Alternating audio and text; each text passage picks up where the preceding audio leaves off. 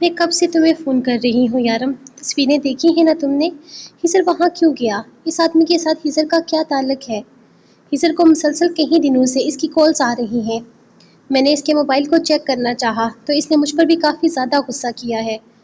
یارم کچھ تو چھپا رہا ہے ہیزر، وہ ان لوگوں کے پاس کیوں گیا تھا؟ کاش میں اس کے موبائل پہ وہ چپ لگا دیتی جو شارف وہاں سارم کے کمرے میں لگا کر آیا تھا، سب کچھ نکل جاتا۔ یہ ہیزر کا بچہ مجھ سے کچھ چھپا رہا ہے، لیلا یقین سے کہہ رہی تھی، جبکہ یارم نے کوئی جواب نہ دیا تھا۔ ریلیکس ہو جاؤ لیلا، کچھ نہیں ہوا ہوگا اسے، تم پریشان مت ہو، ہم دیکھ لیں گے سب کچھ۔ تم ایسا کرو گھر چلی جاؤ۔ عنایت اور مہر نے تمہاری برتھ ڈے کے لیے اسپیشل کیک تیار کیا ہے، تم جاؤ اپنا برتھ ڈے انجوائے کرو۔ یارم یہاں اتنی ساری پرابلم چل رہی ہے اور تمہیں برتھ ڈے کی پری ہے؟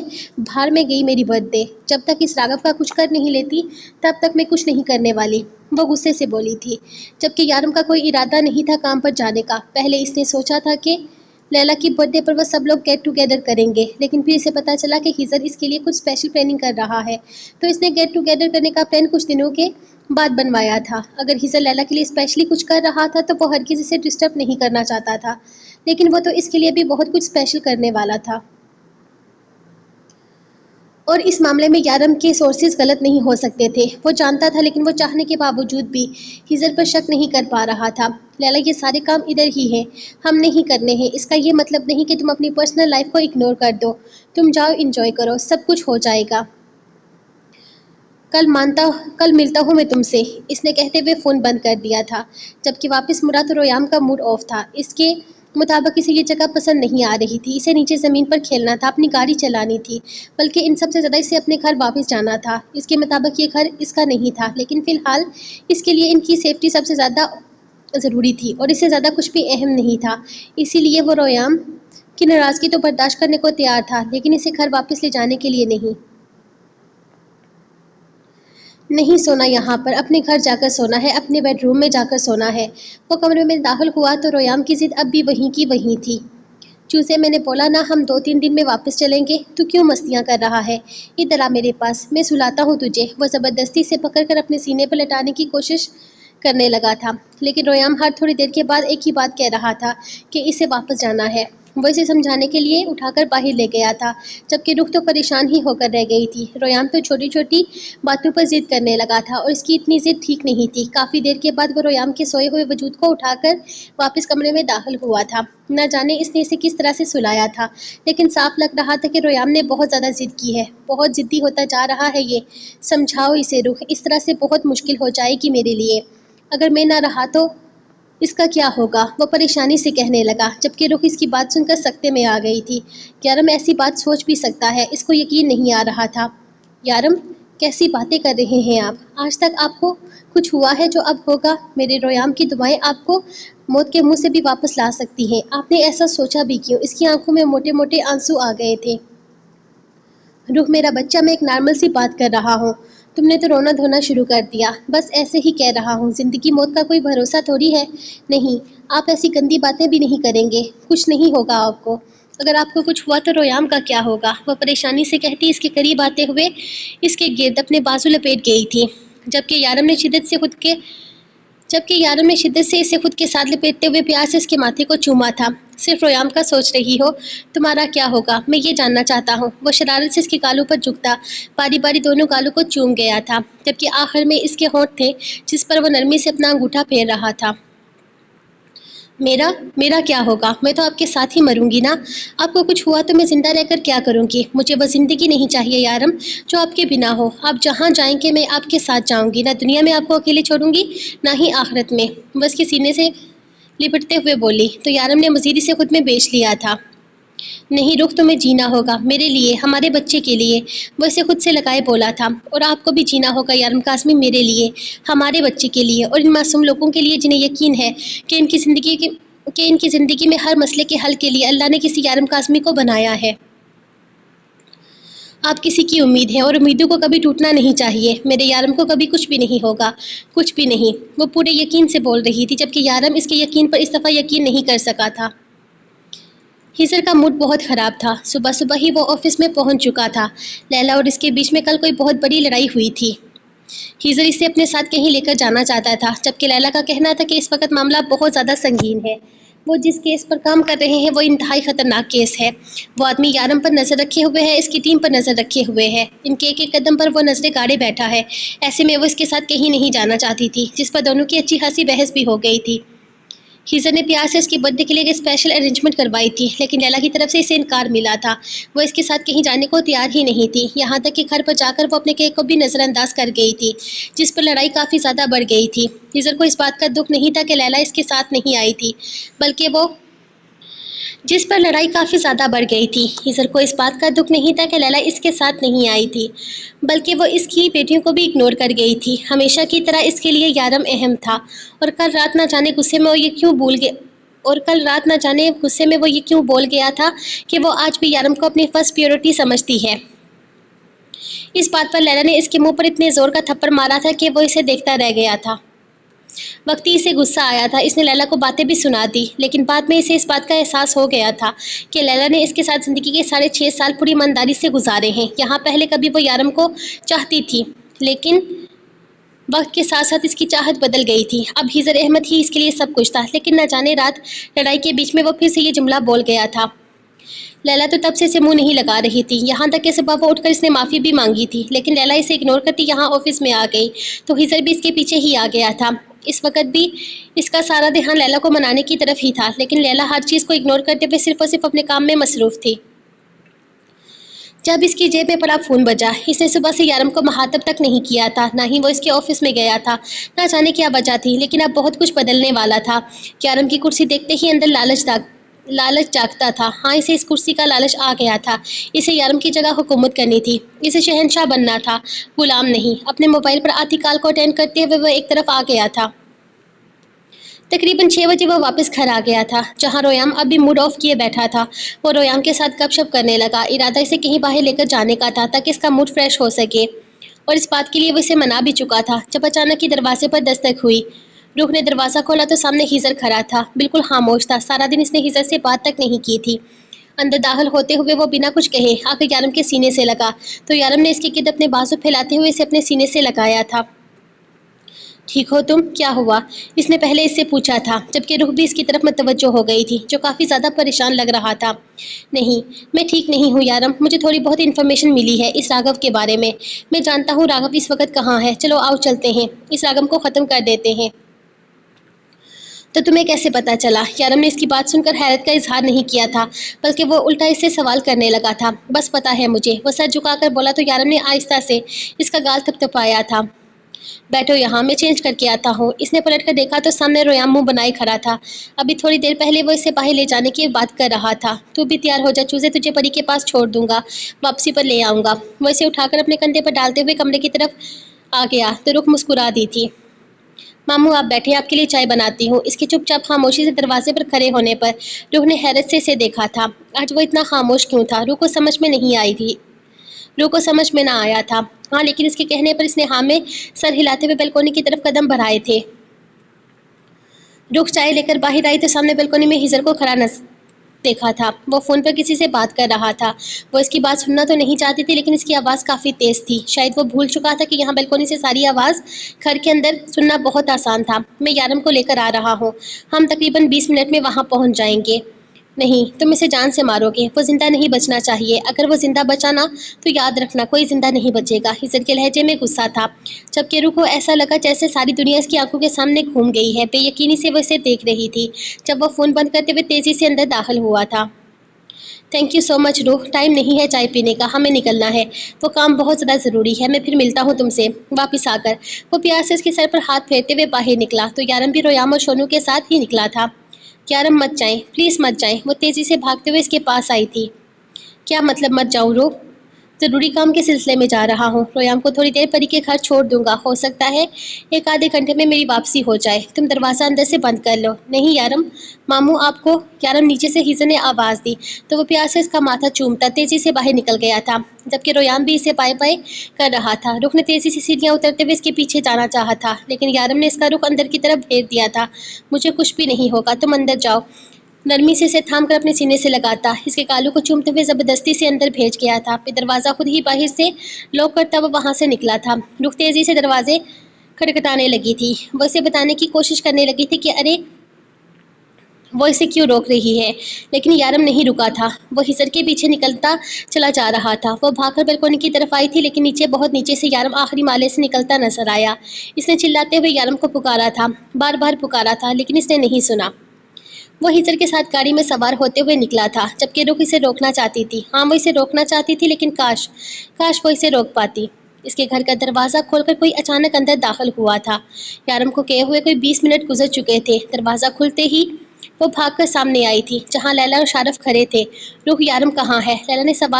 लैला ने रुख से सवाल किया, जो बुरी तरह से रोने में मसरूफ थी। मामू ले गए इनको अपने साथ, वो मार डालेंगे इन्हें। मामू फोन पर किसी से बात कर रहे थे, वो लोग यारम को मार डालेंगे, वो बुरी तरह से रोते हुए बोल रही थी। लैला को इसकी कोई बात समझ में नहीं आ रही थी, लेकिन इसे अपने साथ लगाते हुए वो बाहर जाने लगी। रुख, तुम दरवाज़ा बंद करो, यारम को कुछ भी नहीं होगा। हम जा रहे हैं ना, हम यारम को कुछ भी नहीं होने देंगे। तुम बिल्कुल भी फिक्र मत करो। वो इसे दिलासा देने लगी, लेकिन रुख नफी में सर हिलाने लगी थी। वो हरगिज़ इन लोगों को नहीं जाने दे सकती थी। इसे भी साथ आना था। वो अपने यारम को कुछ नहीं होने दे सकती थी। रुक, वहाँ खतरा है, प्लीज समझने की कोशिश करो। हम तुम्हें नहीं लेकर जा सकते। लैला इसे थामते हुए समझाने की कोशिश करने लगी थी। नहीं, मैं जाऊंगी, मैं आपके साथ जाऊंगी, मुझे साथ जाना है, प्लीज प्लीज मुझे साथ ले चलो। वो बुरी तरह से तड़प रही थी, जबकि शारफ और लैला जल्द अज जल्द वहाँ के लिए निकलना चाहते थे। उन्होंने मासूमा को रूह को कंट्रोल करने के लिए कहा था, लेकिन वो इनके कंट्रोल में नहीं आई, तो वो इसे अपने साथ ले जाने का फैसला कर चुके थे। मासूमा, रुख, तुम लोग यहीं गाड़ी में रुकोगे, हम देख लेंगे जो भी होगा, लैला ने इसे देखते हुए कहा था, जिस पर इसने फौरन हाँ में सर हिलाया था। नहीं, मैंने अंदर जाना है, अपने यारम के पास। अगर रुख, यारम को कुछ भी नहीं होगा, ये मेरा वादा है तुमसे, मुझ पर यकीन रखो, हम यारम को वापस लेकर आएंगे। लैला ने नरमी से इसका हाथ थामते हुए कहा था, जबकि रुख इस वक्त किसी पर भी यकीन नहीं कर पा रही थी। हाँ, अगर हिजर धोखा दे सकता था तो फिर बाकी लोग एतबार के काबिल कैसे हो सकते थे, लेकिन फिर भी वो लैला पे यकीन करती हाँ में सर हिला गई थी। जब शारफ और लैला तेजी से वहां से निकलते हुए अंदर दाखिल होने लगे। अब इन दोनों को इस गाड़ी में बैठे थोड़ी ही देर हुई थी, जब अचानक ही कुछ लोग गाड़ी को हर तरफ से घेर जब अचानक ही कुछ लोगों ने गाड़ी को हर तरफ से घेर लिया। हाथों में बंदूकें थी, जबकि इनके इशारे बाहर निकलने के थे। मासूमा इनसे लड़ नहीं सकती थी, और ना ही रूह में इतनी ताकत थी। यारम हिजर के साथ वहां अंदर दाखिल हुआ तो ये एक सुनसान सी जगह थी, लेकिन यारम जानता था कि यहाँ काफ़ी सारे लोग हैं। वो खामोशी से इसके साथ अंदर आया था, जब अचानक ही हिजर ने इसे आगे की तरफ धक्का दिया। हिजर का लम्स इसके सीने पर नहीं, इसकी रूह पर लगा था। इसके लबों पर हल्की सी मुस्कुराहट उभरी थी। इसने पलटकर हिजर को देखा, जो इस पर बंदूक ताने खड़ा था, और इसके साथ ही आगे पीछे से कई सारे लोग निकलने लगे। जब सामने से जोरदार कहके की आवाज़ सुनाई दी थी, इसने पलटकर देखा तो वही शख्स बैठा हुआ था, जो तकरीबन 6-7 साल पहले इसे अपना आइडियल कहता था। इसका कहना था कि वो यारम काज़मी जैसा बनना चाहता है। ओ यारम काज़मी, वक्त ने तुम्हें और भी ज़्यादा हसीन कर दिया है। तुम्हें चाहने वाले तुम्हें सितमगर कहते होंगे, मेरी तारीफ नहीं करोगे? यारम मुड़कर खड़ा होने ही लगा था, जब अचानक ही किसी ने इसके सर पर एक जोरदार डंडा मारा था। वो अगले ही लम्हे दोबारा ज़मीन बोस हुआ। ज़मीन से प्यार तो है ना? वो क्या है ना, ये ज़मीन तुम्हारी औकात है। देख लो, तुम्हारे सामने खड़ा शख्स एक राजा है, एक शहंशाह है, और तुम ज़मीन पर पड़े कीड़े मकोड़े। ऐसे ही लोगों को कीड़े मकोड़े समझते हुए ख़त्म किया था ना तुमने। आज तुम पर ये सब कुछ खत्म होगा। आज यारम काज़मी की हुकूमत खत्म होगी। इसने एक छोटा सा इशारा किया था, जब ऊपर से अचानक कोई ज़मीन बोस हुआ। इसने बेयकीनी से ज़मीन पर पड़े सारम को देखा था, जो इस वक्त लहू लुहान था। न जाने इसे कितना मारा गया था, लेकिन ऐसा लग रहा था जैसे वो आखिरी सांसें ले रहा हो। सरप्राइज सरप्राइज, मैं उम्मीद करता हूँ तुम्हें मेरा गिफ्ट पसंद आया होगा। अभी तो और भी गिफ्ट बाकी हैं। इसने दरवाजे की जानिब इशारा किया, जब इसके दो आदमी शारफ और लैला को पकड़कर अंदर लाए थे। तुम्हारे पीछे पीछे ये लोग यहाँ तक आ गए। ये भूल गए कि जो तुम्हारे आदमी को अपने साथ मिला सकता है, वो क्या नहीं कर सकता। वो अजीब पागलू जैसी हरकतें कर रहा था। यारम अंदाज़ा लगा चुका था कि इसकी जहनी कंडीशन ठीक नहीं है, जब अचानक ही इसने पीछे मौजूद आदमी को इशारा किया, जो अजीब बदबूदार सी कोई लोहे की चीज़ पूरी शिद्दत से खींचते हुए लेकर आ रहे थे। ये सरप्राइज़ तुम्हारे खास दोस्त शारफ के लिए है। इसने अपने आदमियों को इशारा किया, जबकि यारम खामोशी से इसे देख रहा था, जब वो शारफ को बुरी तरह से झंझोड़ कर पकड़ते इसे बड़े से लोहे के बर्तन के ऊपर खड़ा कर रहे थे। यारम अंदाज़ा लगा चुका था कि वो लोहे का कंटेनर कोई आम चीज़ नहीं थी। इसके बीच में जलते हुए अंगारे थे।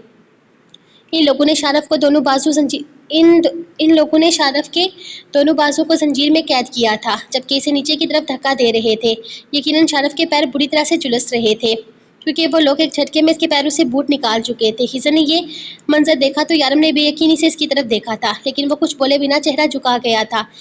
इसे मत देखो, वो बेकसूर है। गुलामों को इल्ज़ाम नहीं दिए जाते यारम काज़मी, तुम इस गुलाम को इल्ज़ाम नहीं दे सकते। तुम्हारे लिए एक और सरप्राइज हाजिर खिदमत है। इसने दरवाजे की तरफ इशारा किया, जहाँ इसके दो आदमी मासूमा रूह को घसीट कर लेकर आए थे। ये सरप्राइज ज़्यादा पसंद आया होगा, क्योंकि ये तो तुम्हारी जाने जिगर है, तुम्हारी मंजूर नज़र है, तुम्हारी शेराग है। सही कहा ना मैंने? वो आंख दबाकर कहका लगाकर हंसा था, जबकि मासूमा को वहीं पर फेंकते हुए वो आदमी रूह को घसीटते हुए इसके पैरों में फेंक चुका था। जब इसने एक झटके से अपना चाकू निकालते हुए रूह के बालों को पकड़कर खींचा और इसकी गर्दन के बिल्कुल साथ अपना चाकू रख दिया। अब यारम तरफ उठा था, अब इसकी जान निकल रही थी। रूह की आंखें बेतहाशा सुर्ख थी, जबकि राघव का चाकू इसकी गर्दन पर था। नहीं राघव, तुम्हारी दुश्मनी मुझसे है, मेरी बीवी और साथियों से नहीं। तुम्हें जो करना है तुम करो, मेरे साथ करो। मुझे मारना चाहते हो ना, मार डालो, लेकिन मेरी बीवी और साथियों को छोड़ दो। इन सब को छोड़ दो, इनका कोई कसूर नहीं है, जाने दो इन्हें। तुम्हारे बाप को मैंने मारा था, तुम्हारा कसूरवार मैं हूँ, यारम ने इसे देखते हुए कहा था, जबकि राघव ने रूह को बहुत सख्ती से पकड़ रखा था। इसका एक हाथ रूह की गर्दन पर था, दूसरे हाथ में चाकू था, जो किसी भी लम्हे रूह की गर्दन के आर पार हो सकता था। यारम की जान इन लम्हों में अटकी हुई थी, इसकी तेज निगाहें सिर्फ इस चाकू पर थी। नहीं यारम काज़मी, नहीं। मैं जानता हूँ तुमसे दुश्मनी करके मैं जिंदा नहीं बचूंगा, इसीलिए मैं इनसे दुश्मनी ले रहा हूँ। वो क्या है ना, मैं बेवकूफ़ नहीं हूँ। मैं जानता हूँ यारम काज़मी को कोई नहीं मार सकता सिवाय यारम काज़मी के। डेवल का कोई दुश्मन डेवल का कुछ नहीं बिगाड़ सकता, जब तक डेवल खुद अपना कुछ ना बिगाड़ना चाहे। वो रूह की गर्दन पर जोर देते हुए बोला तो इसकी बेसाख्ता चीख निकली थी। यारम को अपने दिल में दर्द महसूस हुआ था। क्या हुआ डेवल, दर्द हो रहा है ना? तकलीफ तो हुई होगी, जब किसी खास इंसान को खुद से दूर जाता देखो तो ऐसे ही तकलीफ होती है। तुम्हारी तकलीफ समझ में आती है मुझे। और ये लड़की तो जान है तुम्हारी सांसें बसी हुई है ना इसमें, जैसे जिनकी जान तोते में होती है, तुम्हारी जान इस मैना में है। राघव रूह को इसी तरह पकड़े ऊपरी सीढ़ी पर गया तो रूह की गर्दन पर खिंचाव सा महसूस हुआ था, जिससे वह दर्द से कराही थी। जब यारम ने बेसाख्ता कदम इसकी तरफ बढ़ाना चाहे थे कि शारफ की पीठ पर लगने वाले चाबुक ने इसे चीखने पर मजबूर कर दिया था। यारम को अपने कदम वहीं रोकने पड़े थे। चाहते क्या हो तुम? बताओ मुझे, जो कहोगे करूंगा। इन सबको जाने दो यहाँ से। एक तरफ से लैला और दूसरी तरफ से शारफ की दर्दनाक चीखें सुनते हुए यारम ने बेबसी से कहा था, ज़्यादा कुछ नहीं चाहता मैं यारम काज़मी, तुम्हारी मौत चाहता हूँ। इन सब की ज़िंदगी के बदले में तुम्हारी मौत। और जैसा कि मैंने तुम्हें बताया है कि तुम्हें कोई नहीं मार सकता सिवाय तुम्हारे, तो ख़त्म करो ना खुद को, मार डालो अपने आप को। यारम काज़मी का दुश्मन खुद यारम काज़मी, डेवल ने खुद डेवल को ख़त्म कर दिया।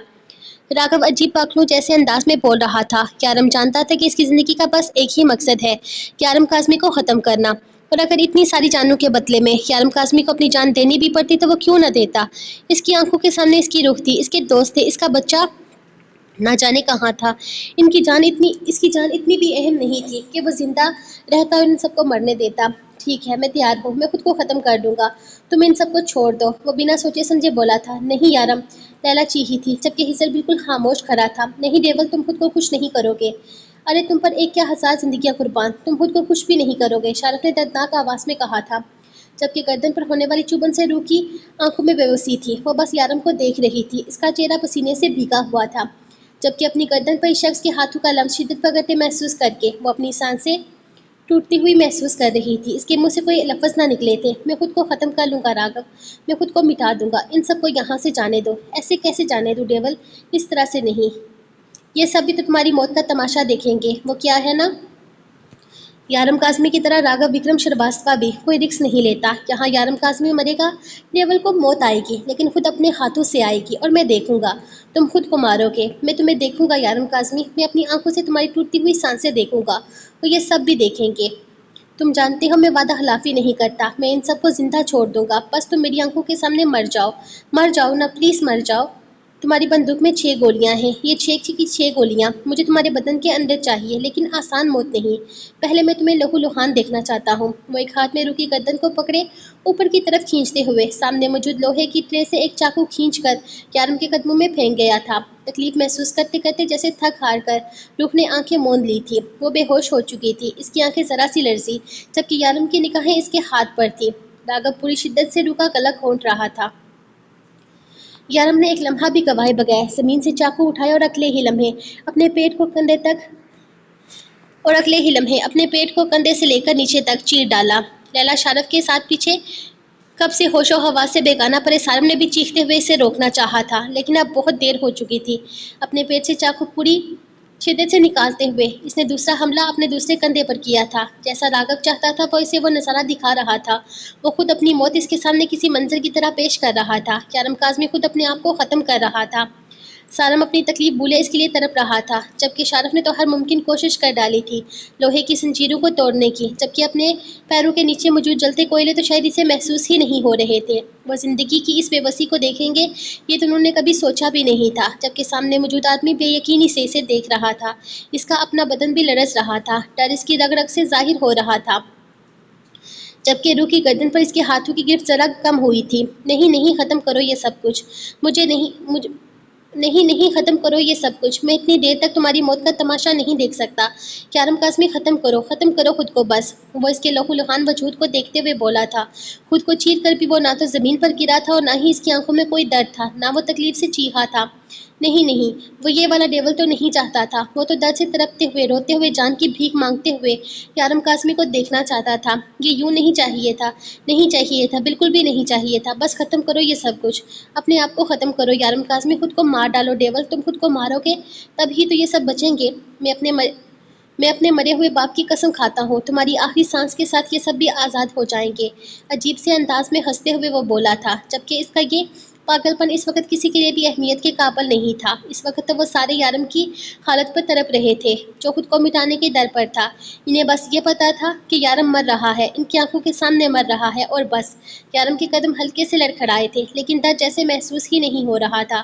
اس کی آنکھوں میں بس ایک ہی درد تھا، اس کی روح تڑپ رہی تھی، وہ مر رہی تھی، اور اسے مرتے دیکھ کر تو ویسے بھی یارم کاظمی کو موت آ ہی جانی تھی۔ اس نے آگے بڑھتے ہوئے زمین پر پڑا اپنا ریوالور اٹھایا اور پھر اگلے ہی لمحے بنا سوچے سمجھے اس نے اپنے پیٹ پر رکھ کر ٹریگر دبا دیا۔ اس نے دوسری گولی چلائی تھی جب اس غارنما جگہ میں روح کی گہری سانس محسوس ہوئی۔ اس نے تیسری گولی چلاتے ہوئے نگاہیں سامنے کی طرف ڈالی تھی جب اگلے ہی لمحے راگھو نے اپنا نیچ پن دکھاتے ہوئے چاقو روح کی گردن میں گھسا دیا تھا۔ 1 ماہ بعد اس نے بڑی مشکل سے اپنی آنکھوں کو کھولنے پر مجبور کیا تھا۔ آنکھوں کے پٹے انتہائی سوجے ہوئے تھے، بہت کوشش کے باوجود بھی اسے کچھ نظر نہ آیا تھا۔ آنکھیں کھلی ہونے کے باوجود بھی وہ اپنے سامنے کچھ بھی نہیں دیکھ پا رہا تھا۔ عجیب سی دھند چھائی ہوئی تھی، اپنے آس پاس اسے آواز سنائی دے رہی تھی۔ لیلا کی آواز بہت قریب سے آ رہی تھی، جبکہ اپنے ہاتھوں پر کسی کی گرفت محسوس کر کے وہ سمجھ چکا تھا کہ معصومہ نے اس کا ہاتھ تھام رکھا ہے۔ شارف، اسے معصومہ کی بھیگی ہوئی آواز سنائی دی تھی، لیکن خود کو بہت غیر آرام دہ محسوس کرتے ہوئے اس نے آنکھیں دوبارہ بند کر لی۔ پھر سے آنکھیں کھولنے پر بھی کوئی منظر واضح نہیں تھا، اب بھی دھند چھائی ہوئی تھی۔ روشنی ہونے کے باوجود بھی سوائے دھند کے اور کچھ بھی نظر نہیں آ رہا تھا، کوئی بھی منظر واضح نہیں تھا۔ ایسا لگ رہا تھا جیسے کوئی اس پر جھکا ہوا ہے۔ ایک سایہ سا محسوس ہو رہا تھا، لیکن کوئی نظر نہیں آ رہا تھا۔ یارم، ایک لفظ اس کے لبوں سے ٹوٹ کر نکلا تھا، ساتھ ہی آنسو کا قطرہ بھی آنکھوں سے بہہ نکلا۔ یارم نہیں رہا، لیلا کی بھیگی ہوئی آواز سنائی دی تھی۔ شارف کو لگا جیسے کسی نے دل کے اندر چھری ماری ہے۔ یارم بھائی، آنکھوں سے آنسو ٹوٹ کر گرنے لگے تھے، لیکن کہنے کو جیسے کچھ بھی نہیں تھا۔ منظر واضح تھا، سب کچھ آنکھوں کے سامنے تھا۔ اس کی ٹوٹتی ہوئی سانسیں بھی آنکھوں کے سامنے تھیں، وہ کیسے انکار کر دیتا؟ اس کی موت اس کی آنکھوں سے دیکھا گیا سب سے دردناک منظر تھا۔ ہاں، اس کے بعد تو جیسے کچھ دیکھنے کی خواہش ہی ختم ہو گئی تھی۔ اس کی ٹوٹتی سانسوں کو وہ بھلا نہیں سکتا تھا۔ مسٹر شارف، آپ آہستہ آہستہ آنکھیں کھولنے کی کوشش کریں، اسے اپنے بے حد قریب سے ڈاکٹر کی آواز سنائی دی تھی۔ وہ اپنی مقامی زبان میں اسے آنکھیں کھولنے کے لیے کہہ رہا تھا۔ شارف نے ایک اور کوشش کی تھی، لیکن منظر اب بھی واضح نہیں تھا۔ سر کے پیچھے لگنے والی چوٹ نے جیسے آنکھوں سے بینائی چھین لی تھی۔ مجھے کچھ بھی نظر نہیں آ رہا، اس نے کہتے ہوئے دوبارہ آنکھیں بند کر لی تھی۔ یہ دھندلے منظر وہ نہیں دیکھ سکتا تھا، اپنی آنکھوں سے روشن دنیا دیکھ رکھی تھی۔ یہ لمحات اس کے لیے بہت ہی مایوس کن تھے۔ ڈاکٹر شارف ٹھیک تو ہو جائے گا نا؟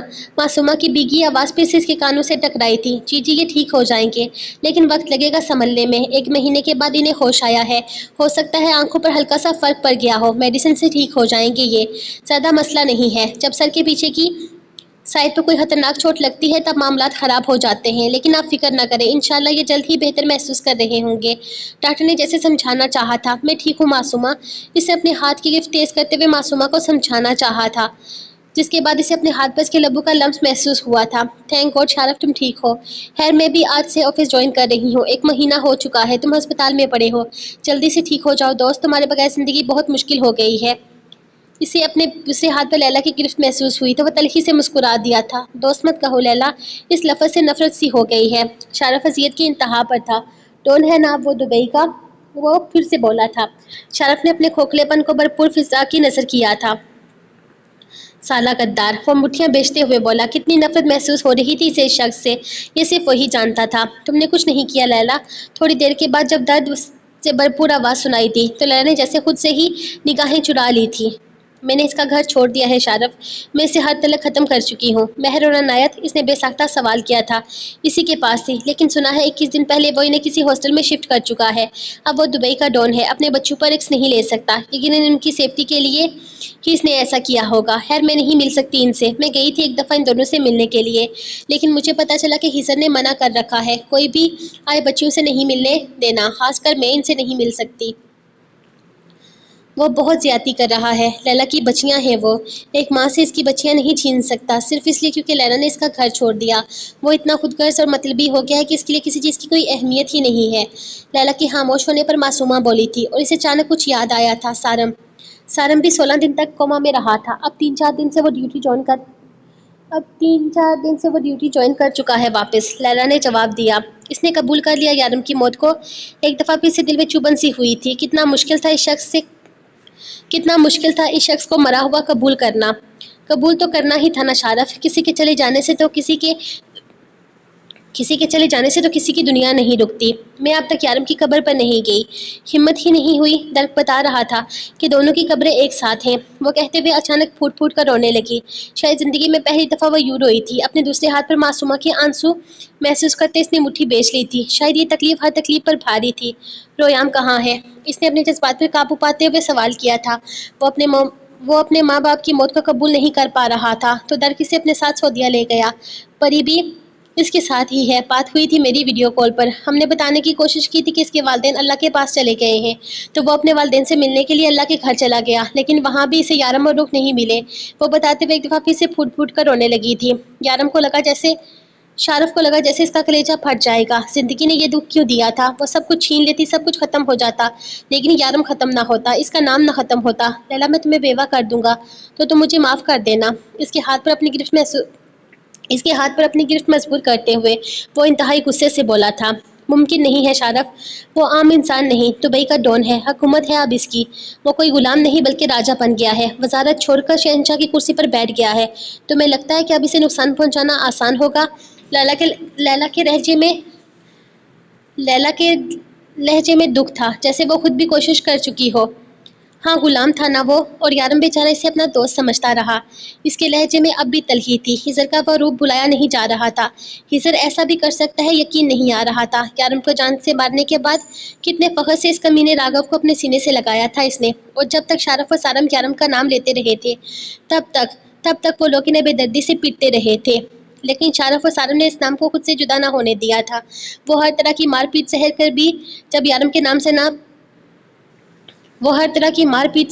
جب یارم کے نام سے پیچھے نہ ہٹے تو اس نے جان سے مارنے کی کوشش کر کے قصہ ہی تمام کر دیا، اور شخص کو پرواہ نہ تھی جسے وہ بچپن سے اپنا دوست کہتے آئے تھے۔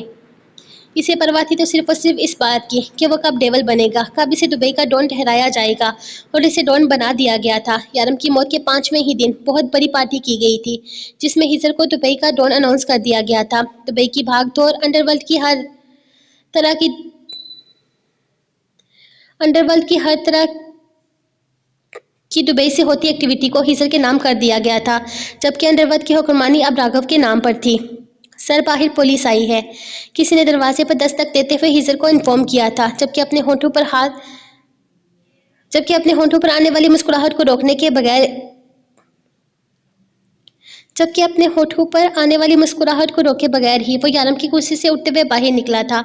बहुत इंतजार करवाया तुमने, फाइनली तुम्हें अपनी आंखों के सामने देखकर बहुत खुशी हो रही है। कैसे हो आप तुम? वह कमरे से बाहर निकलते हुए इसके सामने आ रुका था। दुबई में इन लीगल एक्टिविटीज करवाने के जुर्म में तुम्हें गिरफ्तार करने आया हूँ। मेरे पास लीगल नोटिस है। हिजर अहमद, तुमने कल रात रेगिस्तानी रास्ते से आने वाले सफ़ेद पाउडर को अपने कारखानों में कहीं पर छुपा कर रखा हुआ है। मेरे पास इन्वेस्टिगेशन लेटर मौजूद है। तुम्हारे सारे एरिया की चेकिंग करनी है मैंने, जिसकी वजह से तुम्हें 48 घंटे के लिए रिमांड रूम में रखा जाएगा। सारा निगाहें ऑफिस में दोहराते हुए प्रोफेशनल अंदाज में बोला तो हिजर मुस्कुरा दिया था। मजाक मत करो सारम, ऐसा कुछ भी नहीं हुआ, बल्कि मैंने तो पिछले 2-4 दिनों से यहाँ था ही नहीं। मैं सऊदीया गया हुआ था। यकीन ना आए तो टिकट्स और रसीद वगैरह मैं तुम्हें पेश कर सकता हूँ। इसने पीछे खड़े आदमी को इशारा किया था। मैं किसी तरह के फजूल सबूतों को नहीं मानता। इन्वेस्टिगेशन होगी और तुम्हारी पूरी साइट की चेकिंग भी होगी। यस, शौक से करो। जब तुम्हें हमारे पुराने डॉन ने मना नहीं किया तो मैं क्यों मना करूंगा? आखिर इसकी जगह पे बैठा हूँ, यही बात तो तुम्हें मिर्ची लगा रही है। वो हल्की सी मुस्कुराहट के साथ कहता कुर्सी खींचकर वहीं बैठ गया था, जबकि सारम ने अपना गुस्सा कंट्रोल करते हुए अपने लोगों को इसके ऑफिस की चेकिंग पर लगा दिया था। इम्पोर्ट एक्सपोर्ट का बिजनेस करते हैं हम, दवाइयाँ बनती हैं यहाँ पर इंस्पेक्टर। लोगों की खिदमत करते हैं हम लोगों की खिदमत करते हैं हम लोग, ना कि ऐसा कोई जलालत वाला काम। खैर, मुझे तुम्हें कोई सबूत पेश करने की ज़रूरत तो है नहीं। इतने सालों से ये सारी बातें तुम तो जानते ही हो, और यकीनन तुम्हारे रूल्स अब भी वही होंगे जो पिछले डॉन के लिए थे। मतलब इसके काले गुनाहों को तुम छुपा लेते थे तो मैं तो फिर तुम्हें पूरी रकम अदा करूंगा। हो गया तुम्हारा? तुम्हें क्या लगता है यारम का मुकाबला कर सकते हो तुम? नहीं हिजर अहमद, तुम्हारी इतनी औकात नहीं है कि तुम इसकी जूती का भी मुकाबला कर सको। तुम हो क्या? औकात क्या है तुम्हारी? अपने ही दोस्त को धोखा देकर इसकी जगह पर हुकूमत करने वाले समझते क्या हो अपने आप को? तुम कर क्या सकते हो? पहचान क्या है तुम्हारी? कभी आईने के सामने खड़े होकर तुमने आईने से पूछा है कि तुमने क्या किया है? नहीं पूछा होगा, बल्कि मुझे तो शक है कि तुमने कभी आईना देखा ही नहीं होगा। हिम्मत कहाँ से लाते हो तुम? या फिर हिम्मत आ गई होगी? अब इतनी पावर आ गई है तो हिम्मत भी आ ही गई होगी एक गद्दार का चेहरा देखने की। यारम का कोई कुछ नहीं उखाड़ सकता था, कोई इसका कुछ नहीं बिगाड़ सकता था। इसको आसानी से ज़र करना मुमकिन ही नहीं था। तो तुमने दोस्ती में दगाबाजी कर ली। तो क्या तुम्हारा ज़मीर सोने देता है तुम्हें? ललकारता नहीं है तुम्हें? पुकारता नहीं है तुम्हें? इस बात का एहसास नहीं दिलाता कि तुमने क्या किया है? क्या तुम्हारा ज़मीर तुम्हें इस बात के लिए नहीं झंझोड़ता कि तुमने अपने ही दोस्त को धोखा दिया है? वो शख्स जिसे कोई आम इंसान नुकसान नहीं पहुंचा सकता था, तुमने दोस्ती में इसके साथ गद्दारी कर दी। हिजर अहमद, डूब कर मर क्यों नहीं गए तुम? तकलीफ होती है तुम्हें? दर्द होता है ये सोचकर कि वो इंसान तुम्हारा दोस्त था? अरे छोड़ो, वो तो दोस्त था, उनका रिश्ता नहीं था तुम्हारा इसके साथ। रुख तो तुम्हारी भांजी थी, इसको अपने हाथों से दफनाते हुए शर्म ना आई तुम्हें? इसे अपनी बेटी कहते थे ना तुम? अपनी बेटी को कत्ल करते हुए तुम्हें शर्म ना आई? वो गुस्से से भंगा रहा था, जबकि खिजर के दिल में जैसे कुछ चुभा था। मैं कातिल नहीं हूँ, ना मैं यारम का कातिल हूँ, ना ही मैंने रूह को कत्ल किया है। खबरदार जो तुमने मुझे जबरदस्ती कातिल साबित करने की कोशिश की। मैंने किसी को भी नहीं मारा, रुख खुद पीछे आई थी। सिर्फ यारम को लेकर गया था मैं वहाँ। इसके आने की ज़रूरत ही क्या थी? बल्कि तुम सबको ही आने की क्या ज़रूरत थी? क्यों आए थे तुम हमारे पीछे? क्यों नज़र रख रहे थे हम पर? मेरी एक एक मूवमेंट पर तुम्हारी नज़र थी। तुम क्या समझ रहे थे राघव बच्चा है, इसे समझ नहीं आ रहा कि तुम इसका पीछा कर रहे हो? अरे शुक्र करो तुम्हें जान से नहीं मारा इसने, और मेरे कहने पर नहीं मारा। हमारा मकसद सिर्फ यारम को मारना था, लेकिन तुम सबके वहाँ जाने पर वो किसी एक को भी नहीं छोड़ता। मैंने इसकी मिन्नतें की, मैंने इसके पाँव पकड़े कि ये लोग कुछ भी नहीं करेंगे, ये लोग इसे कोई नुकसान नहीं पहुँचाएंगे। और तुम लोगों ने क्या किया? तुम लोग आज जिंदा हो तो मेरी वजह से। रूह की मौत का अफसोस मुझे भी है। मैंने इसे अपनी बेटियों से बढ़कर समझा था। मैंने हमेशा अपनी बेटियों से पहले इसका नाम लिया था। वो मेरे लिए मेरी बेटी थी। तुम क्या जानो मुझे अपनी बेटी के मरने का कितना अफसोस है। मेरी तकलीफ कोई नहीं समझ सकता। तुम क्या समझते हो मुझे यारम से मोहब्बत नहीं थी? मोहब्बत थी, मोहब्बत, बहुत मोहब्बत थी, बल्कि इससे मोहब्बत है। लेकिन मोहब्बत से कुछ हासिल नहीं होता, बात बात पर जलालत होती है। यारम जब मुझे बात बात पर जलील करता था तब तुम लोग कहाँ थे?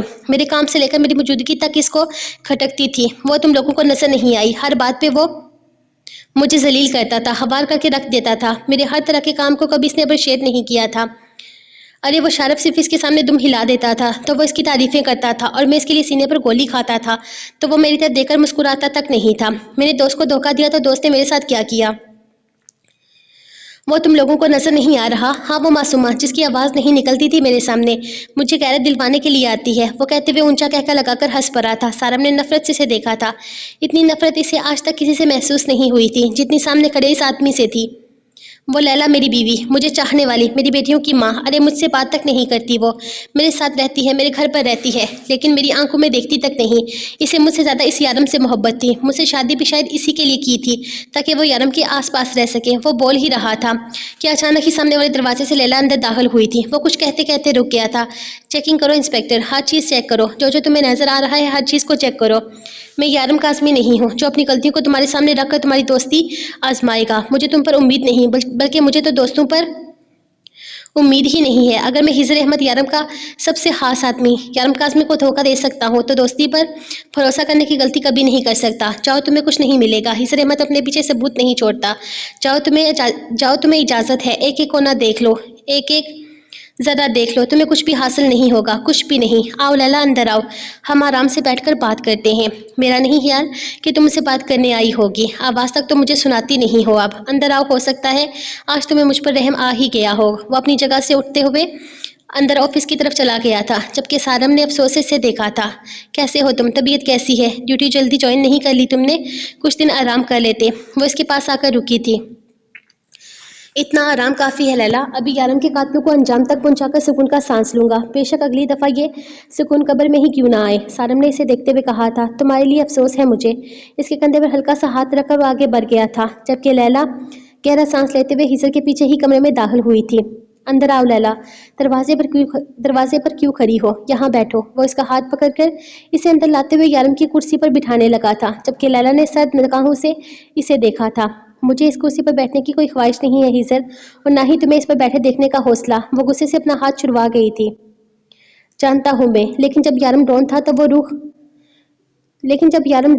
روح کو اسی کرسی پر بٹھایا کرتا تھا۔ تمہیں یاد ہے کتنے شوق سے وہ بیٹھا کرتی تھی اس کی چیئر پر، حکم چلایا کرتی تھی ڈون کی طرح۔ آؤ نا، تم بھی بیٹھو اس کرسی پر، اور نہ تو تم یارم ہو اور نہ ہی میں روح، یہ بات تم بھی جانتے ہو اور میں بھی۔ خیر، میں یہاں پر یہ ساری باتیں کرنے نہیں آئی۔ کل رات کو مجھے فون آیا تھا ایک ڈرگ کیس کے سلسلے میں۔ یارم کی دنیا سے چلے جانے کے بعد اس طرح کی کوئی کال آنا بے مقصد ہے۔ مجھے یقین ہے کہ تم اس پر کام نہیں کرنا چاہو گے، لیکن پھر بھی میں نے سوچا کہ اس آدمی نے مجھے کہا ہے کہ یہ بات دبئی کے ڈون کو پتہ ہونی چاہیے، تو تمہیں بتانے کے لیے آ گئی کہ کیس کافی بڑا ہے۔ 70 ٹن ڈرگز دبئی میں ٹرانسفر کیا جا رہا ہے۔ یہ بہت بڑی مقدار ہے، اور سننے میں آیا ہے کہ بہت بڑے بڑے نام ان سب چیزوں میں شامل ہیں۔ معصوموں کی جان جائے گی۔ یہ چیز نئی جنریشن میں بری طرح سے پھیل رہی ہے۔ مجھے لگتا ہے کہ ہمیں اس کو کنٹرول کرنے پر کام کرنا چاہیے۔ اگر یارم یہاں پر ہوتا تو یقیناً یہ سب کچھ شروع ہونے سے پہلے ہی ختم ہو چکا ہوتا۔ تم بتاؤ، کیا تم انٹرسٹڈ ہو ان سب چیزوں میں؟ اگر نہیں ہو تو بھی بتا دو میں معصومہ اور شارف مل کر یہ سب کچھ دیکھ لیں گے۔ شارف کو ہوش آ گیا۔ لیلا اس کے لبوں پر ہلکی سی مسکراہٹ تھی، جیسے یہ جان کر وہ خوش ہوا ہو، لیکن اس کی مسکراہٹ دیکھ کر لیلا نے طنزیہ انداز میں اس کی طرف دیکھا تو وہ نگاہیں جھکا گیا تھا۔ ارے ہجر احمد، تم تو خوش ہو رہے ہو شارف کے ہوش پر آنے پر۔ مجھے تو لگا تھا کہ تم مجھ سے پوچھو گے کہ شارف مرے گا کب، یا ابھی تک مرا کیوں نہیں۔ بہت اچھے اسپتال سے اس کا علاج ہوا ہے، زندہ بچ گیا ہے وہ۔ اس اسپتال کے بل تم نے نہیں بھرے ہیں، اتنا تو پتہ ہی ہوگا تمہیں۔ وہ میرے لیے بہت خاص ہے لیلا، تم ایسا نہیں کہہ سکتی۔ وہ اس کی بات کاٹ گیا تو لیلا طنزیہ انداز میں نفی میں سر ہلا گئی تھی۔ تمہارے لیے یارم سے خاص کوئی بھی نہیں تھا ہجر احمد، یہ تم بھی جانتے ہو اور میں بھی۔ اور اگر تم نے اس خاص کو خود موت کے گھاٹ اتار دیا تو کوئی اور خاص تمہارے لیے کتنا ہی اہم ہوگا۔ خیر،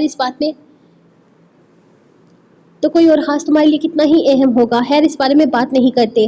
تو تم کیا اس معاملے میں ہماری مدد کرو گے؟ میرا مطلب ہے اب دبئی کے ڈون کی ساری پاور تمہارے ہاتھ میں ہے، ہر چیز کو تم ہی سنبھال رہے ہو۔ ایسے میں تمہارے علاوہ اور کسی سے مدد مانگ نہیں سکتی تھی۔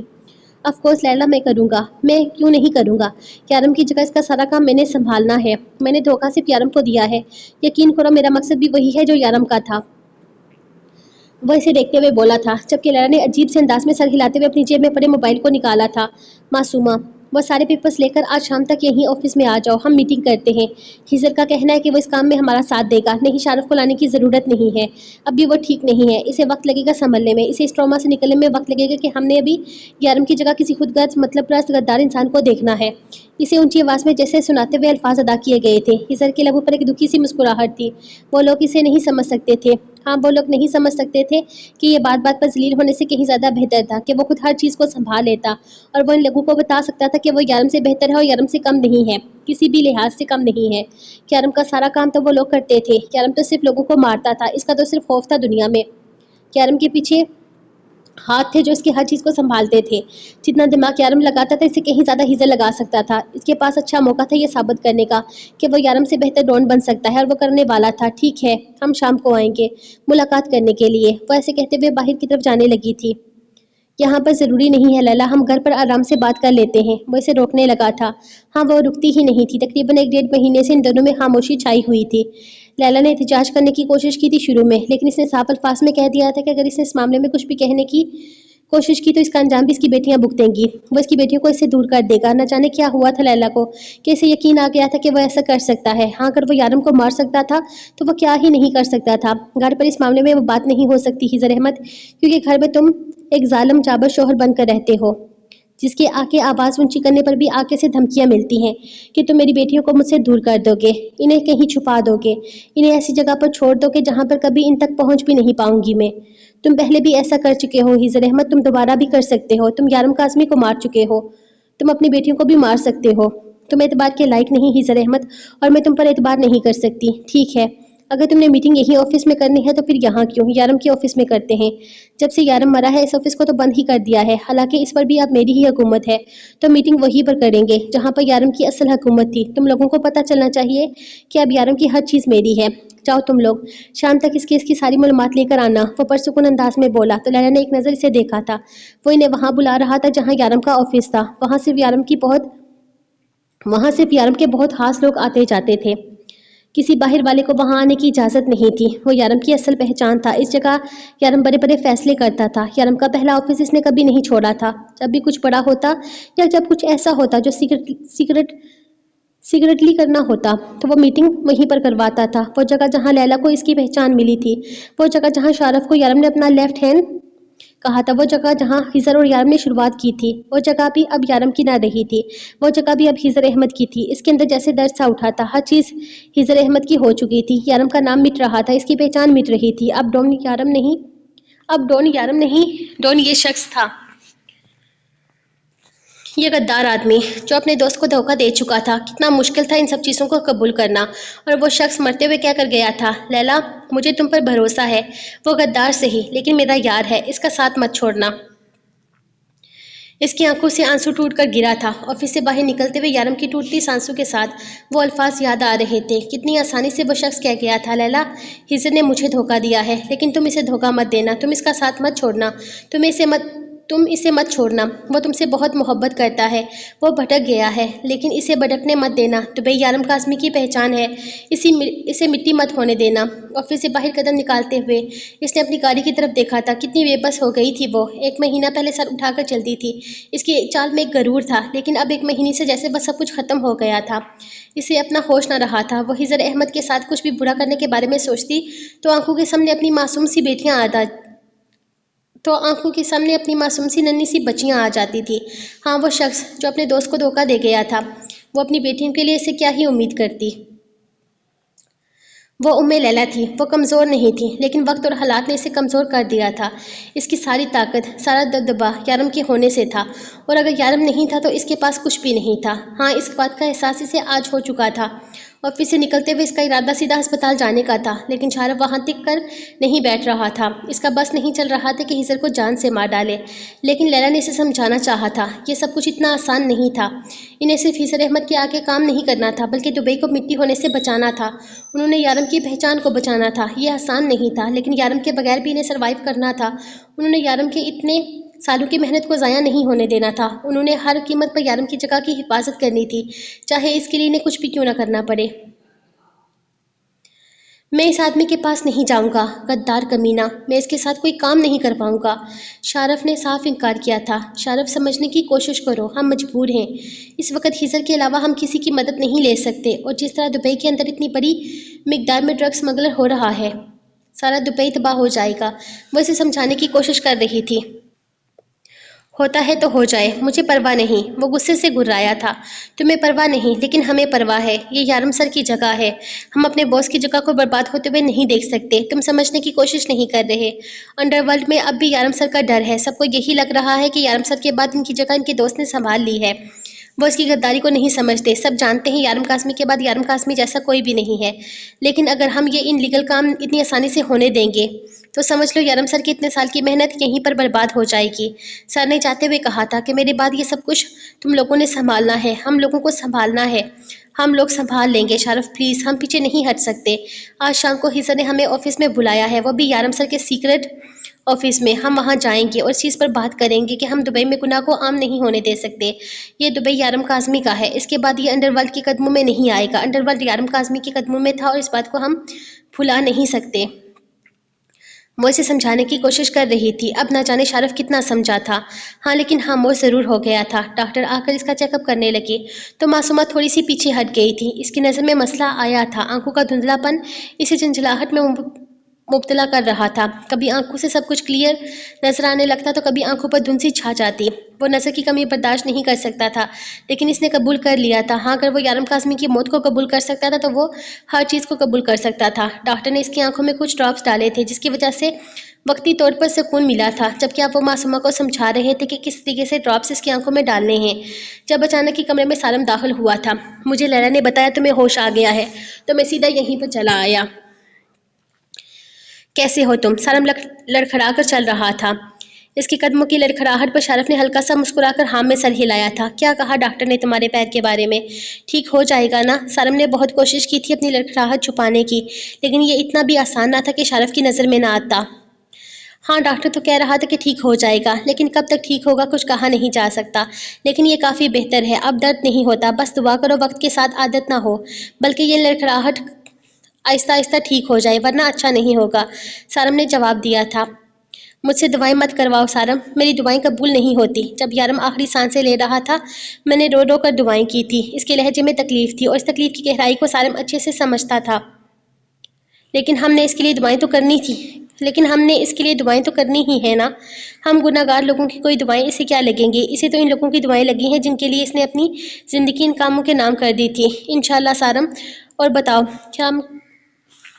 بتاؤ کام کیسا چل رہا ہے؟ کام چل رہا ہے الحمدللہ، لیکن اس وقت میرا فوکس صرف اور صرف حضر احمد کے خلاف کوئی ثبوت ڈھونڈنا ہے. حضر احمد ہی سب سے بڑی ہڈی ہے. یہ بیچ سے ہٹے گا تو راگھو تک پہنچیں گے. سننے میں آیا ہے کہ اب انڈر ورلڈ پر راگھو نامی آدمی کا قبضہ ہے. اس شخص نے انڈر ورلڈ پر قبضہ کرنے کے لیے ہی حضر کو اپنے ساتھ ملایا تھا.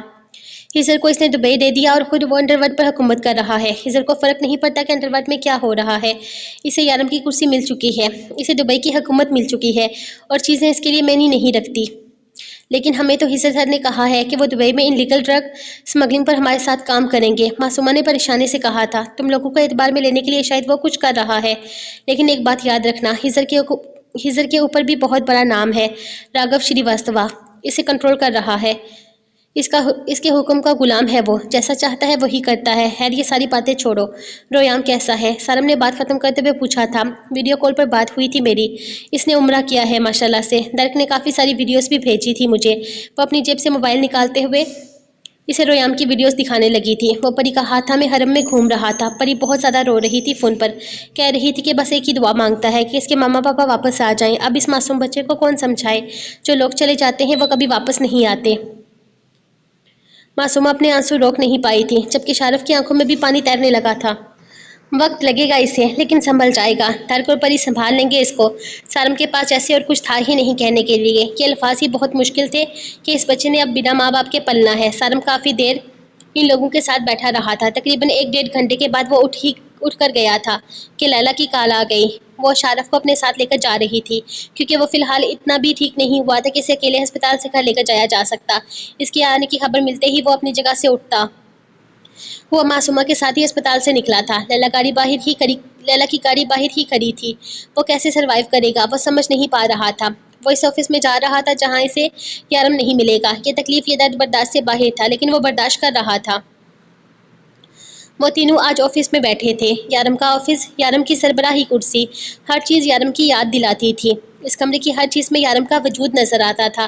اگر کوئی نظر نہیں آ رہا تھا وہ خود یارم تھا جو ان سے میلوں دور چلا گیا تھا. وہ اتنا فاصلہ بنا چکا تھا کہ اب شاید وہ فاصلہ کبھی ختم ہی نہیں ہو سکتا تھا. ایک انسان کی زندگی سے چلے جانے کے بعد زندگی پر کتنا برا اثر پڑتا ہے یہ انہیں اب سمجھ میں آ رہا تھا۔ کہنے کو روح بھی بہت عزیز تھی انہیں، وہ بھی اس طرح سے دنیا سے چلی جائے گی کسی نے سوچا نہیں تھا، لیکن یارم کے چلے جانے سے وہ بکھر گئے تھے، ٹوٹ گئے تھے۔ یارم کے چلے جانے سے جیسے سب کچھ بچا ہی نہیں تھا، سب کچھ ختم ہو گیا تھا۔ شرف خاموشی سے کرسی کی پشت سے ٹیک لگائے چھت کو دیکھ رہا تھا، ایک عجیب سی گھٹن ہو رہی تھی۔ وہ یہاں رکنا ہی نہیں چاہتا تھا، اگر یارم یہاں نہیں تھا تو اسے بھی یہاں نہیں رکنا تھا۔ باہر سے آتی قدموں کی چاپ پر وہ تینوں سیدھے ہوئے تھے۔ وہ کمرے میں داخل ہوا تو لیلا، معصومہ اور شارف خاموشی سے ایک ساتھ آفس میں بیٹھے ہوئے تھے۔ کسی کے چہرے پر کوئی مسکراہٹ نہیں تھی، کوئی شوخی نہیں تھی، عجیب سی خاموشی چھائی ہوئی تھی۔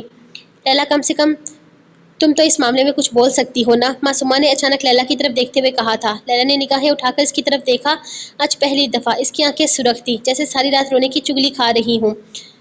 وہ کہاں روتی تھی، اسے رونا آتا کہاں تھا، کیا کر سکتی ہے وہ، اور کیوں کرے گی وہ کچھ بھی؟ اس معاملے میں وہ بھی ہماری طرح بے بس ہے معصومہ، اس طرح بول کر اسے اپنی نظروں میں شرمندہ مت کرو۔ شارف سختی سے بولا تو معصومہ نگاہیں جھکا گئی تھی۔ میں نے کوشش کی تھی معصومہ، لیکن اس نے مجھے کہا کہ اب وہ پاور میں ہے، اگر میں نے کسی بھی طرح کی کوئی غداری کی تو وہ میری بیٹیوں کو مجھ سے چھین لے گا، اور یہ بھی کہا کہ ہو سکتا ہے کہ اب کی دفعہ میں بیٹیوں کے ساتھ ساتھ اپنے شوہر کو بھی کھو دوں۔ کیا مطلب، اس نے تمہیں طلاق کی دھمکی دی ہے؟ معصومہ کو جیسے یقین نہ آیا تھا۔ میرے خیال میں یہ دھمکی بھی اس کے سامنے بہت چھوٹی ہے، اسے اس وقت صرف اور صرف ڈیول کی کرسی نظر آ رہی ہے اور کچھ بھی نہیں۔ وہ اپنی آنکھوں میں آئے آنسو اب کی دفعہ چھپا نہیں پائی تھی۔ معصومہ پہلی دفعہ لیلا کو اس طرح سے روتے ہوئے دیکھ رہی تھی جب اچانک ہی دروازہ کھول کر کوئی اندر داخل ہوا تھا۔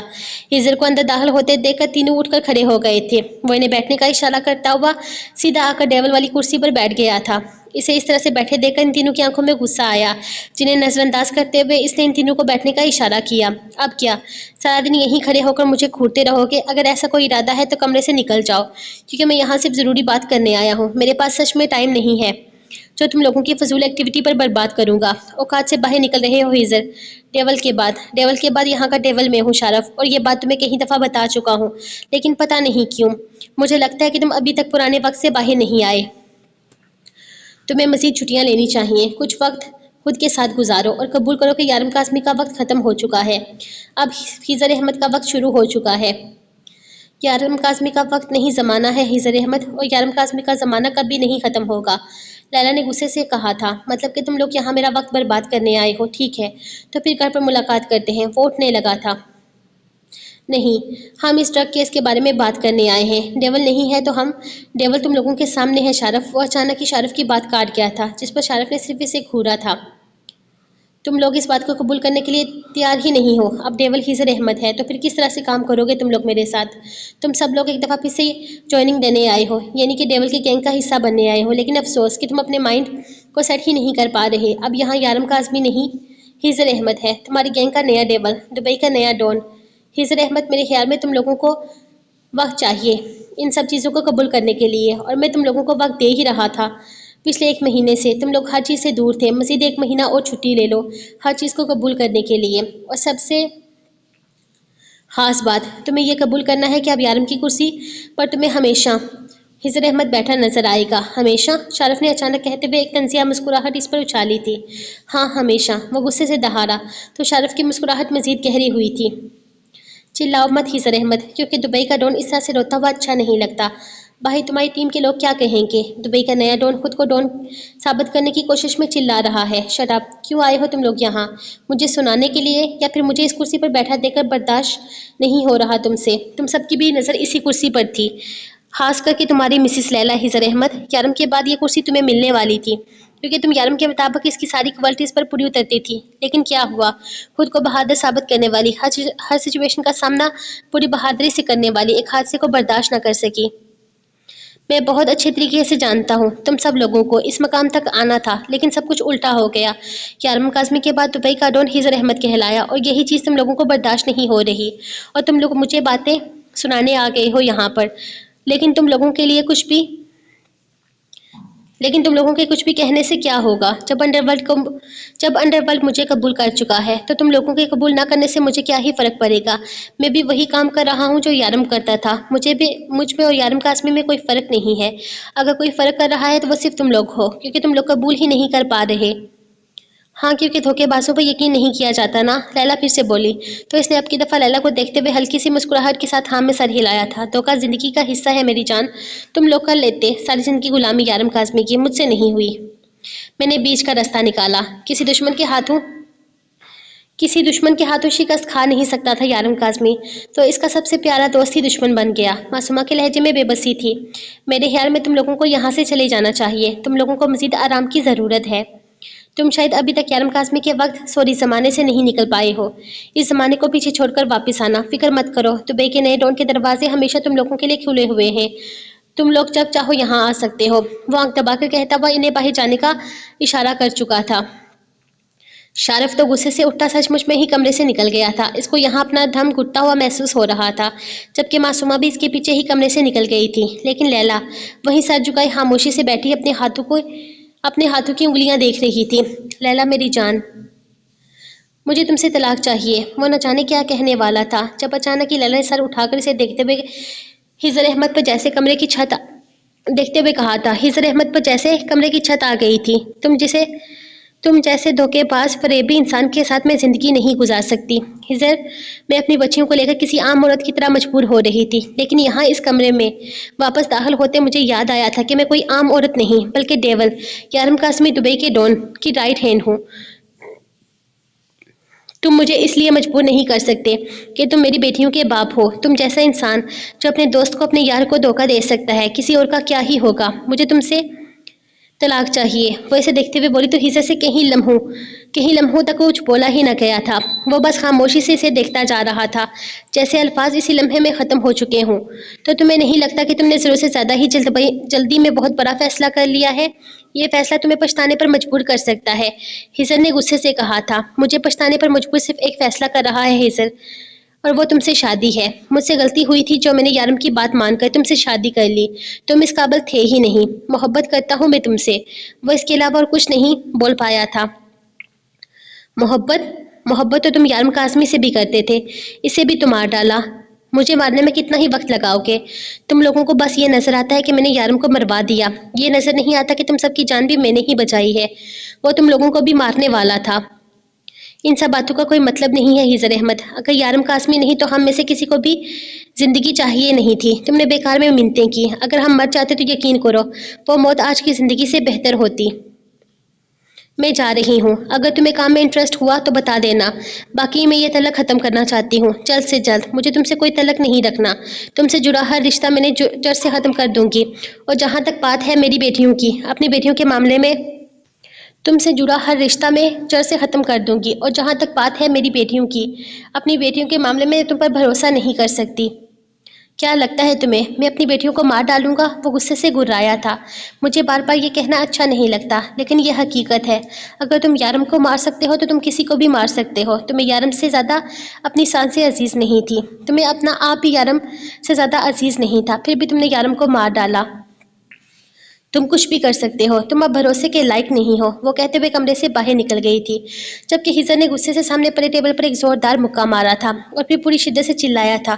اس کی چیخ کمرے سے نکلتے ہوئے لیلا نے سنی تھی، پھر تنافر سے سر ہلاتی وہاں سے نکلتی چلی گئی۔ اس شخص سے جیسے ہر طرح کا تعلق ختم کر دیا ہو۔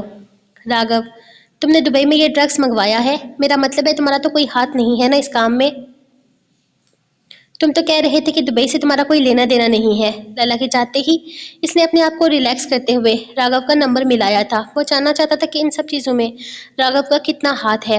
ڈرگ کا سارا کاروبار اس کے اندر تھا، تو ایسا کیسے ممکن تھا کہ اتنے بڑے پیمانے پر ڈرگس دبئی منگوایا جا رہا تھا اور اس میں کوئی اس کا ہاتھ نہیں ہو؟ ارے ہاں ہجر، میرے ذہن سے نکل گیا تمہیں بتانا، ہاں میرا ہی سامان ہے، 70 ٹن کے آس پاس ہوگا، وہ آسانی سے دبئی میں آ جانا چاہیے۔ یہ تم کیا کہہ رہے ہو راگھو؟ ایسا نہیں ہو سکتا، میرا مطلب ہے اتنا زیادہ ڈرگز، تم چاہتے کیا ہو؟ نوجوان نسل کو برباد کرنا؟ تم جانتے ہو پہلے ہی ہم نے بڑی مشکل سے ڈرگز ختم کیا تھا۔ وہ اسے سمجھانے کی کوشش کرنے لگا تھا، یہ کتنا نقصان دہ ہو سکتا تھا وہ بہت اچھے طریقے سے سمجھتا تھا، وہ نہیں چاہتا تھا کہ اس کے ڈون بننے کے بعد دبئی میں کسی بھی طرح کا کوئی غلط کام ہو۔ ہجر احمد، تمہیں یارم کاظمی کی کرسی پر بٹھایا، تم تو یارم کاظمی بننے لگے ہو۔ نہیں میرے دوست، یہ غلط بات ہے، تمہیں ایسا نہیں کرنا، تمہیں ڈون میں نے بنایا ہے، تم اس کرسی پر میری وجہ سے ہو، کم سے کم تمہیں میری تو مدد کرنی ہی ہوگی نا۔ میں نے اپنا سامان بھیجا ہے، میرے اربوں خربوں کا سامان ہے، میں اسے ضائع نہیں ہونے دے سکتا۔ بہت مشکل سے کمایا ہے میں نے یہ پیسہ، جیسا کہہ رہا ہوں ویسا کرو۔ وہ سامان آسانی سے دبئی میں آنا چاہیے، کسی طرح کی کوئی کارروائی نہیں ہونی چاہیے، اور نہ ہی میرے سامان میں کوئی کمی ہونی چاہیے۔ تم پر اعتبار کر رہا ہوں میں، تمہیں کل ہی بتانا چاہتا تھا، پھر میرے ذہن سے نکل گیا۔ پھر سوچا دبئی کا ڈون تو میرا اپنا آدمی ہے، اس کے لیے زیادہ فکر کرنے کی ضرورت نہیں۔ میرے لوگ پریشان ہو رہے تھے کہ دبئی کا ڈون سب کچھ تباہ کر دے گا، لیکن پھر میں نے انہیں بتایا کہ دبئی کا ڈون اب میرے اشاروں پر ناچتا ہے۔ صحیح کہا نا میں نے؟ وہ کہتے ہوئے این پر خاموش ہوتا، اسے سوال کرنے لگا تو خضر نے غصے میں مٹھیاں بیچی تھی۔ راگھو، میں نے تمہیں منع کیا تھا، میں نے تمہیں کہا تھا میں نہیں چاہتا دبئی میں کوئی بھی کام غلط ہو۔ تم سمجھنے کی کوشش کرو۔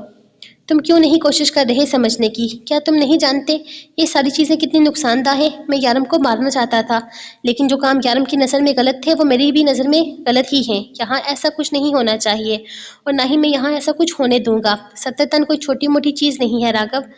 اگر میں ہلکی پھلکی تمہاری مدد کر بھی دیتا تو وہ زیادہ سے زیادہ 1-2 من تک ہی ہوتا۔ تم اتنی بڑی مقدار میں ڈرگز لا رہے ہو جو صرف اور صرف دبئی کا نقصان ہے اور کچھ بھی نہیں۔ اگر تم نے مجھے دبئی کا کنگ بنا دیا ہے تو اس کا مطلب یہ نہیں کہ تم دبئی کو لے ڈوبو، اور میں اس کام میں تمہارا ساتھ دوں گا۔ حکومت پتھروں پر نہیں کرنی ہے، میں نے انسانوں پر کرنی ہے۔ وہ غصہ ہونے لگا تھا جبکہ راگھو کافی دیر خاموش رہا تھا۔ اوکے ٹھیک ہے، میں تمہاری بات کو سمجھ رہا ہوں۔ اتنی بڑی اماؤنٹ میں ڈرگ تم وہاں پر انٹر نہیں کروانا چاہتے، ٹھیک ہے، لیکن چھوٹا موٹا تو کروا ہی دو گے۔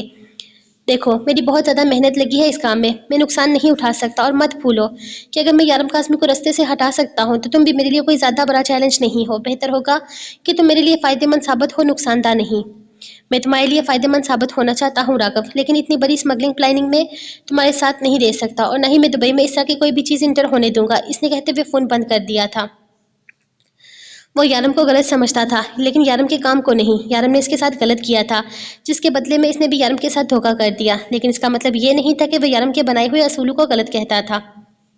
یارم حق کے لیے آواز اٹھاتا تھا، وہ کچھ غلط نہیں ہونے دیتا تھا۔ اس نے دبئی پر 15 سال حکومت کی تھی، اور اس نے آج تک دبئی میں ایسا کوئی انلیگل کام نہیں ہونے دیا تھا۔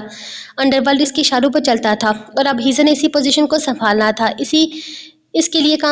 اس کے لیے یارم غلط تھا، لیکن یارم کے کام کو وہ اپنا کام سمجھتا تھا۔ اس کا بھی مقصد عام لوگوں کی مدد کرنا تھا اور مجرموں کو ان کے انجام تک پہنچانا تھا۔